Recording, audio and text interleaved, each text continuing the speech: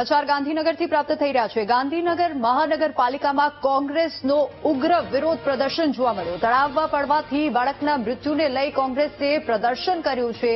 મૃતકના પરિવારને યોગ્ય આર્થિક સહાય આપવા રજૂઆત કરવામાં આવી છે અને આને લઈને કોંગ્રેસ અત્યારે મેદાનમાં ઉતરી છે। મૃતકના પરિવારજનોને સાથે રાખી કોંગ્રેસે રજૂઆત કરી અને વિરોધ પ્રદર્શન કરી રહ્યા છે। કોંગ્રેસે મેયર અને મ્યુનિસિપલ કમિશનરને આવેદનપત્ર આપ્યું છે।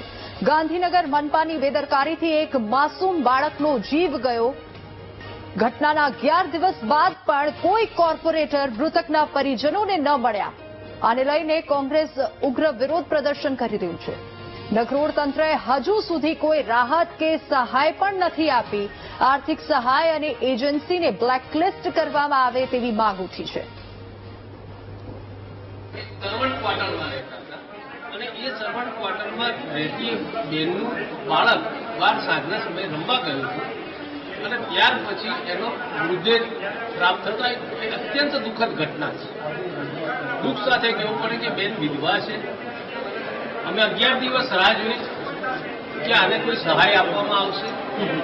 આ નગરોડ તંત્ર કંઈક જાગૃત થશે, જવાબદાર પર એ લોકો એક્શન લેશે, એજન્સીને બ્લેકલિસ્ટ કરશે।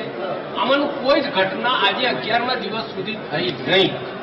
એટલા માટે અમે એ પરિવારને લઈને આજે માન્ય કમિશનર અને માન્ય મેયરશ્રીને રજૂઆત કરી છે કે ની અંદર જે કોઈ પણ ગવર્મેન્ટની રાહત ઓફિશિયલી મળવા પાત્ર હોય એ બી મળે અને આ વિધવા બહેને એનું જીવન નિર્વાહ નીકળી શકે એ માટેની પૂરતી સહાયતા કરવામાં આવે એવી લાગણી ને માગણી અમે લેખિતમાં આપી છે। અમારી માંગણી એ જ છે કે જે બી આ દુર્ઘટના થઈ ગઈ છે એના પ્રત્યે જે બી મતલબ સહાય જે થવી જોઈએ એ સહાય મળે અમને અથવા ન્યાય મળે। જે બી જે ત્યાંના જવાબદાર કોર્પોરેટર છે કે જેના જવાબદાર એન્જિનિયરો છે કે જવાબદાર કોન્ટ્રાક્ટર છે એના ઉપર કડકથી કડક કાર્યવાહી થાય અથવા અમને કોઈ સહાય પરિવારને જે છે એમને સહાય આપે। કેટલી સહાય માંગો છો?